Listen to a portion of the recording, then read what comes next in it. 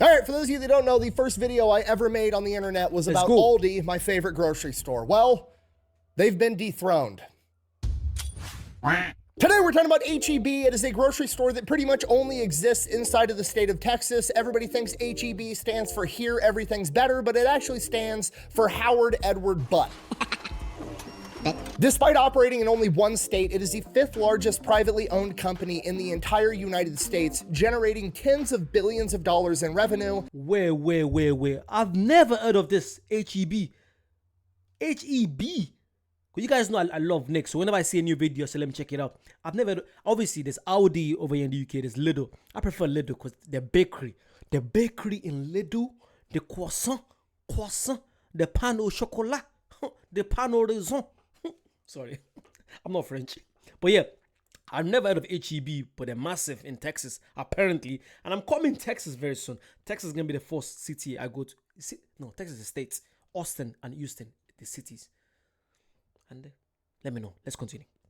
And it is affectionately dubbed the FEMA of Texas. All right, here's the deal. I have been asked thousands of times to do a video about H-E-B. I have experience with H-E-B. For those of you that don't know, I have a podcast down in San Antonio, Texas. I fly down there every month to film episodes with my co-hosts, Brandon, Cody, and EY, so I have some H-E-B experience. I've been to the grocery store multiple times. There's nothing overwhelmingly special about it from an outsider looking in. You go in, it's a nice grocery store. It's big, it's cool. They have good food, but they don't appear to be doing anything different than any other major chain grocery store.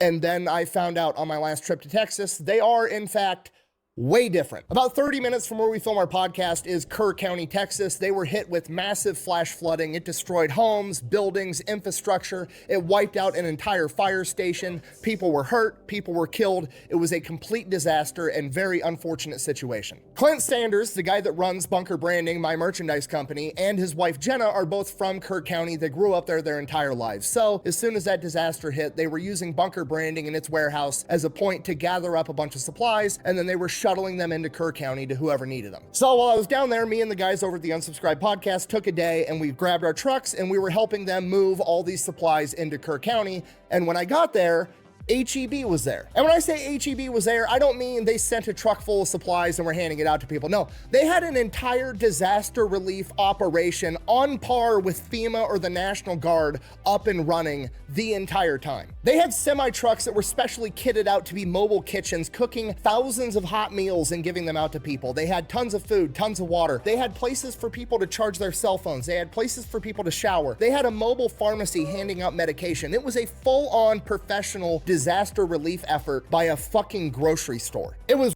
Nah. You don't know. You don't see that happening. Everyone is just talking about all these corporate giants. They're just making profits. But they know their customers. It's the same customers. When they need help, they're there for them. That's amazing. See, that wouldn't make the news. Of course, the positive stuff won't make the news. It's always negative stuff. It's always someone getting shot, someone getting stabbed. That's amazing. I love that.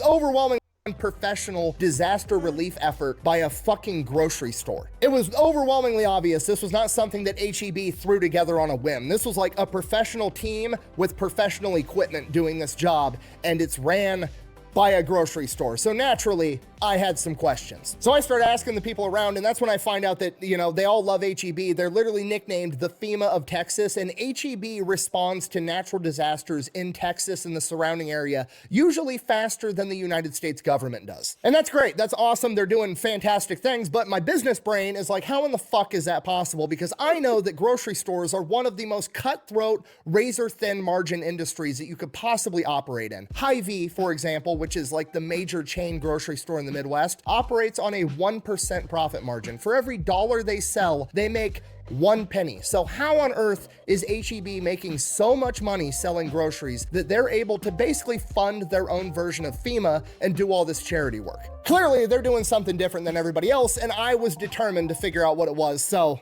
Let's take it from the top. All right, our story begins in the early 1900s with the parents of HEB, Howard Edward Butt, Charles, and Florence. Originally, the family was living in Memphis, Tennessee, and Charles was a pharmacist, and then at some point he developed tuberculosis, so they decided they were gonna move the family down to Kerrville, Texas, hoping that the drier climate would help with his condition. And Charles, with tuberculosis, was no longer able to work as a pharmacist, so Florence decided to step up, and she decided she was gonna support the family by opening a grocery store on the first level of their two-story house. They were gonna live upstairs, they were gonna run the grocery store on the first floor. And that opened in 1905. Now, in the early 1900s, grocery stores were a lot different than they are today, right? People didn't have cars usually, so people couldn't come by and pick up a bunch of groceries and drive them home. So grocery stores usually functioned as you would either call in or you would go in, you'd place an order, the people working at the grocery store would assemble your order, and then they would deliver it to your house for you. And that is what their three sons, Charles, Howard, and Edward, all did at a very young age, literally going around town delivering groceries out of a baby carriage and a little red wagon. It was just like, dad's out the entire... I'm not gonna lie, that sounds so cool. Having a family-run business where everyone is involved like that, you don't see that happening again. Because the kids learn so much values at that age. You learn so much. They get to meet different people. They got communication skills, marketing.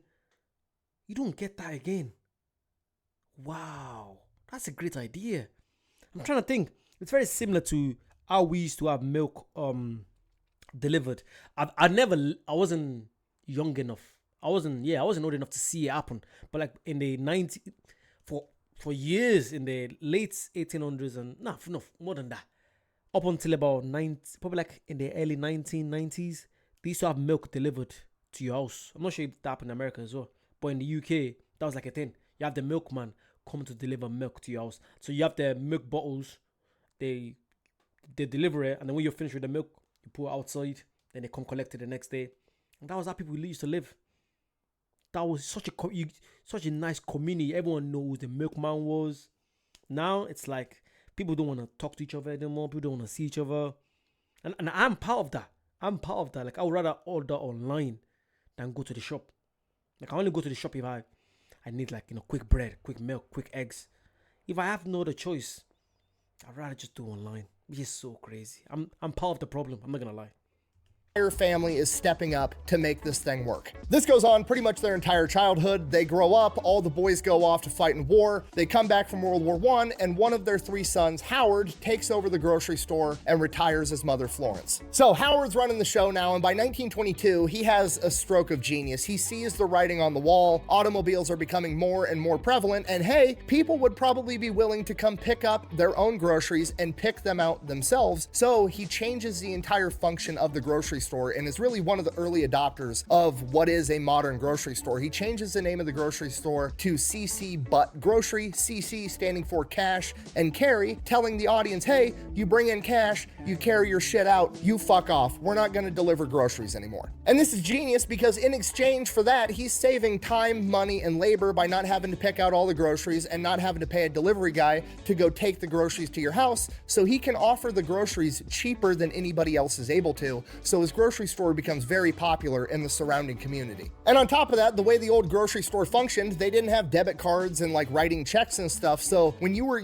calling into an old grocery store, placing your order and having it delivered to your house, they would just send you a bill at the end of the month, which as bills work, sometimes people don't pay them or they order shit and then they can't afford it later. So a lot of the time when you were running these old grocery stores, you just wouldn't get paid on time or you wouldn't get paid at all. But now the customer is paying when they pick up the groceries, so he doesn't have to worry about going out and collecting debt anymore either. So it's just a better business model all around, and he's one of the first people to ever do it. From here, business is going great. He's well established in his local community. Everybody loves him, so he decides he's going to expand and open up more grocery stores. And unfortunately, it fails tremendously because he has no name brand. He opens up 4 different grocery stores. All 4 of them fail. Unexpected problems? Good. We have the opportunity to figure out a solution. And because this guy's a business genius, he realizes it's not his company, it's not the way he does things, it's not the way he runs things, he just doesn't have the right marketing. He doesn't have the name brand. The name brand at this point in time is Piggly Wiggly. And lucky for him, Piggly Wiggly is a franchise. So what he does is he actually buys the rights to use the name Piggly Wiggly in 3 separate locations, and he opens up 3 Piggly Wigglies, but he runs them the same way that he runs his grocery store, CC Butt Grocery. And they do great. So then he ends up buying out 3 more Piggly Wigglies that are already built, and he starts running them the same way. Then he opens up another one. And then once they're established and matured in the community and everybody knows how this new form of grocery store operates, then he changes the name over to CC Butt Grocery. See more butts. Who's see more butts? Nobody see more butts than you, Uncle Tony. It's like grocery store guerrilla warfare. It's fucking beautiful. By 1935, all the other grocery stores are doing the same thing he was originally doing, so that wasn't really special anymore. So he renames the grocery stores again from Cash and Carry because it's no longer needed. It's just obviously implied at this point. So he renames it H.E. Butt, Howard Edward Butt Grocery. Bottom. Hilarious. I'm trying so hard not to make fun of their last name, but he keeps picking the worst possible names possible. C-Butt, He-Butt, just, yeah.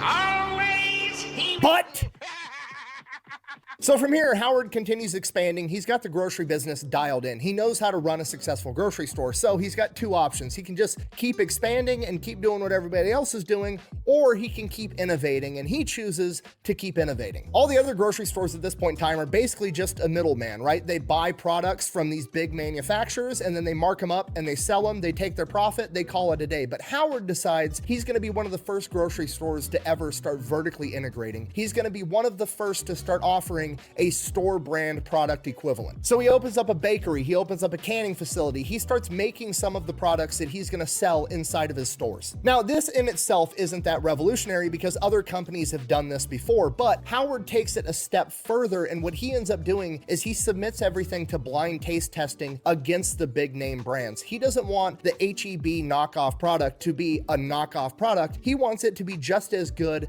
if not better. So his brand is actually premium and he's still able to sell it cheaper. This obviously works out great, so he just keeps expanding, opening more grocery stores, more vertically integrated.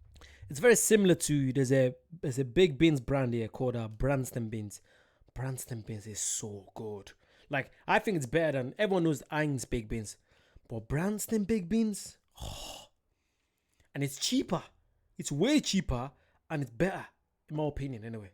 I used to love Heinz, but when I tried Branston, but if you haven't, check out Branston. I'm sure you guys have it in the US. But if you live in the UK, you know about Branston. It's really nice.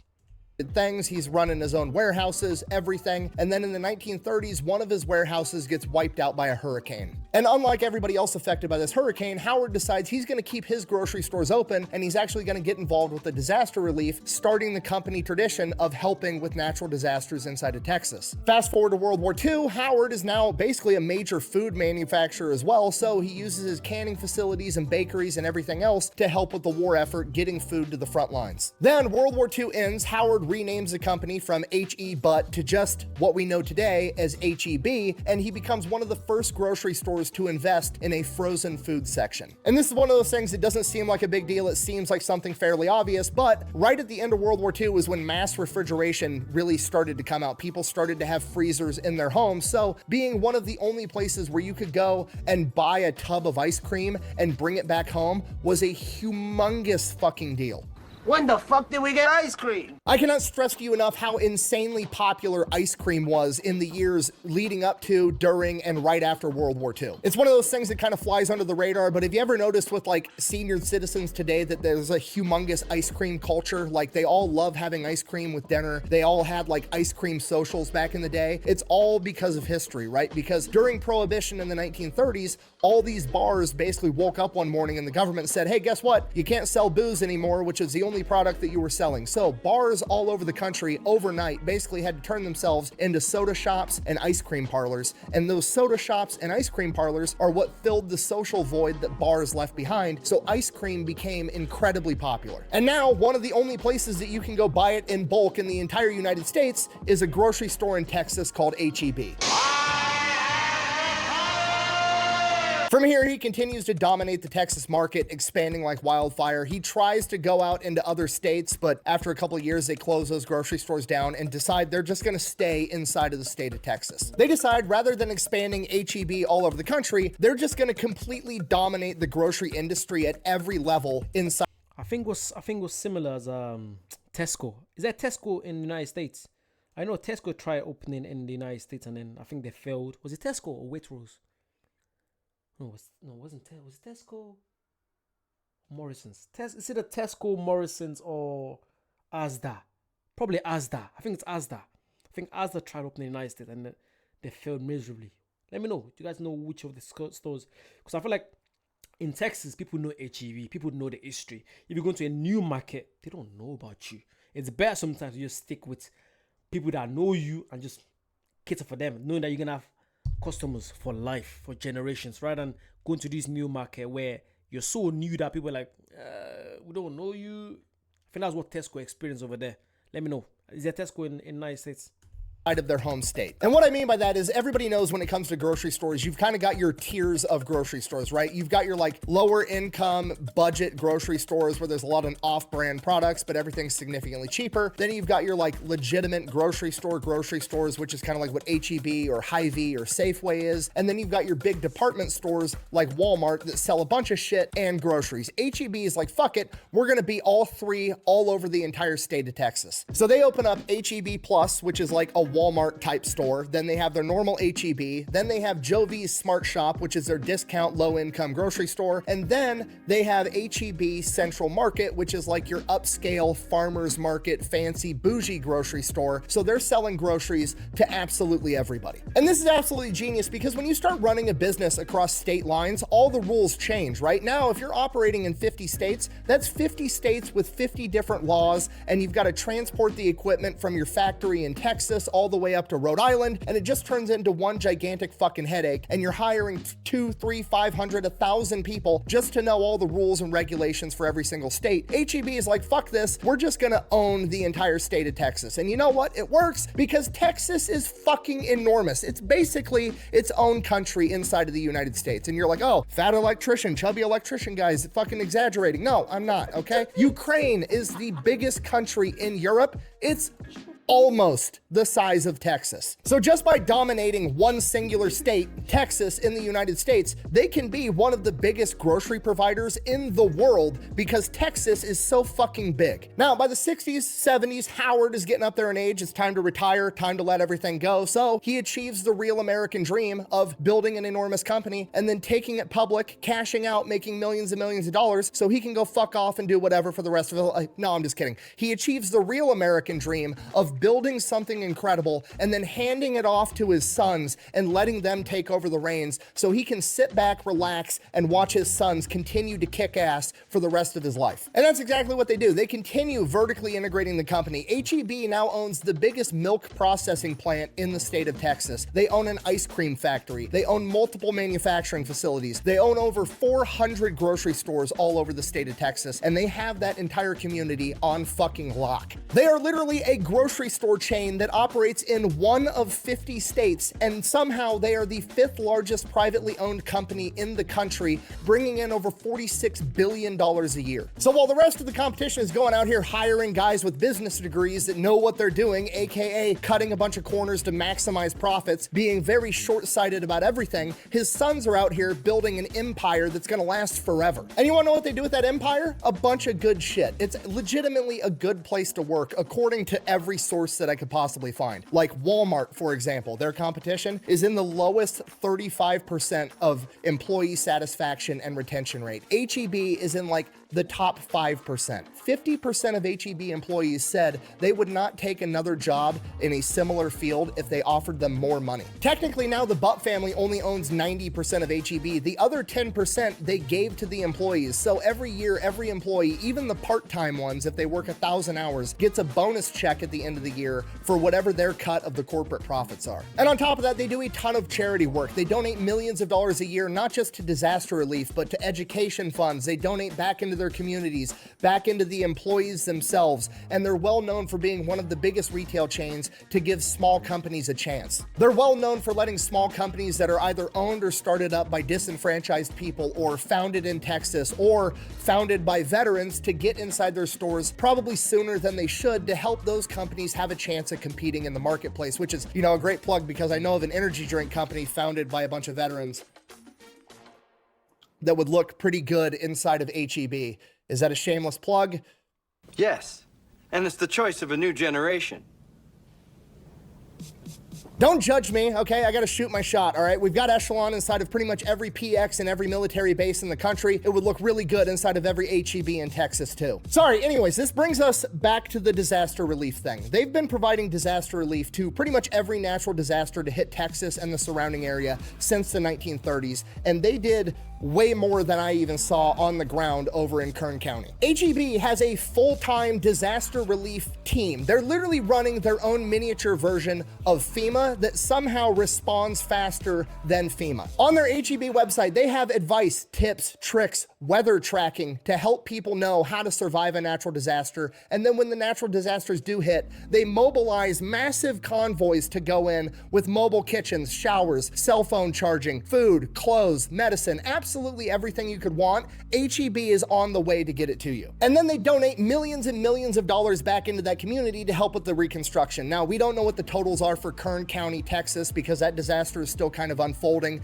and just now getting addressed. But in 2017 with Hurricane Harvey, they donated $6 million towards reconstruction, had 60,000 hot meals distributed, and 150,000 cases of water. Which raises the question, how in the fuck are they able to do this? Because like I said, grocery stores are the most cutthroat, razor-thin margins that you can imagine. Literally like a 1% profit margin on product. How do they have tens of millions of dollars to donate back into these communities and then have a full-time emergency response team on hand whose entire job is to track the weather and respond to natural disasters for their community? I, for the life of me, could not figure out how they had the money to do this. So I dug and I dug and I dug and I finally figured it out.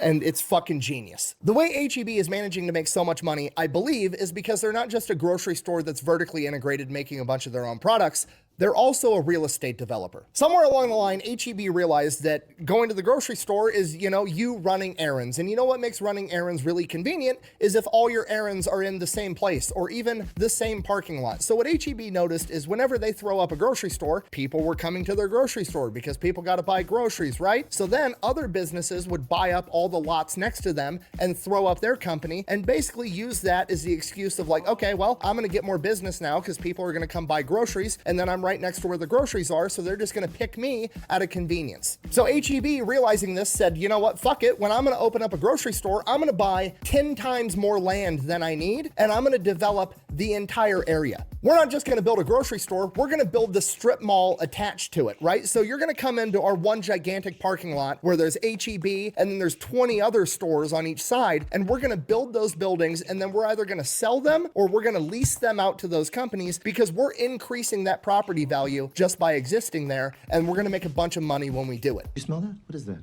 A cologne? No. Opportunity. No. Money. Okay, it's literally like a great white shark leasing out the space on its belly to those little sucker. That's so smart and that's so true. Because do you know what's mad? I'm thinking, because after this, I've got football match, and I have to go to Morrison's where I get my pan or raison, because Lidl is just too far. And so beside Morrison's, there's Greg's. So I'm thinking to myself, I have to go to Greg's to get my coffee. Greg is like a Starbucks, like a cheaper version of Starbucks. So I'm already thinking, I'm only going to the Morrison's because I'm going to the Greg's because I've got Morrison's there. So Morrison's is the big, massive store. So Morrison's is the HEB.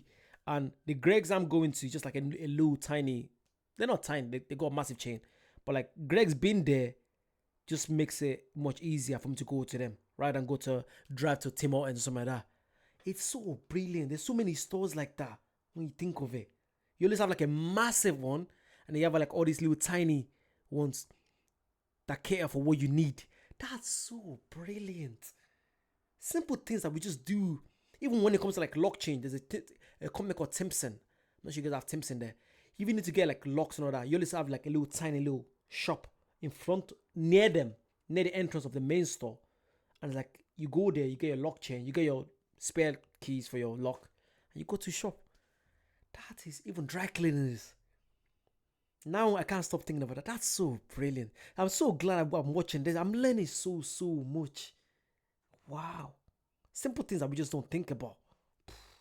Fish that eat all the shit that the sharks don't. Great white shark leasing out the space on its belly to those little sucker fish that eat all the shit that the sharks don't end up eating, right? It's absolutely brilliant. It's literally the field of dreams strategy. If you build it, they will come, and HEB figured, fuck it, I'm gonna build it for them too, and then they can just rent it from me. And the entire thing just feeds into itself, because guess what? If you got one of those 20 stores in the strip mall connected that you're leasing out to, and somebody has to run errands at that strip mall, guess where they're buying groceries at now? HEB, at a convenience. So they're both feeding off of each other, but HEB is benefiting off of all of it because they own the whole thing. So yeah, that's how they do it. It's one of the most genius business models I've ever seen, and what's even cooler is they take a bunch of that money that they make off of this brilliant business model and do good in their community, literally becoming the FEMA of Texas. So yeah, the moral of the story is don't sell out. The American dream is not to build a company that's worth $1 billion, sell it to the open market, and then make $1 billion, fuck off and buy a Lamborghini for the rest of your life. No, the real American dream is to build something, make $1 billion along the way, and then hand it down to your kids and let them continue kicking ass and let them go out in the world and do good things, which is exactly what HEB did. The world would be a significantly better place if more companies acted and operated like HEB does. Imagine if Walmart or Target or any of these other major retail stores did exactly what HEB does. They could do it. There's no reason Walmart shouldn't have a convoy for disaster relief going in and helping people out, but they sold out and they're subservient to a board of investors, and the only thing they give a fuck about is making more and more money, where HEB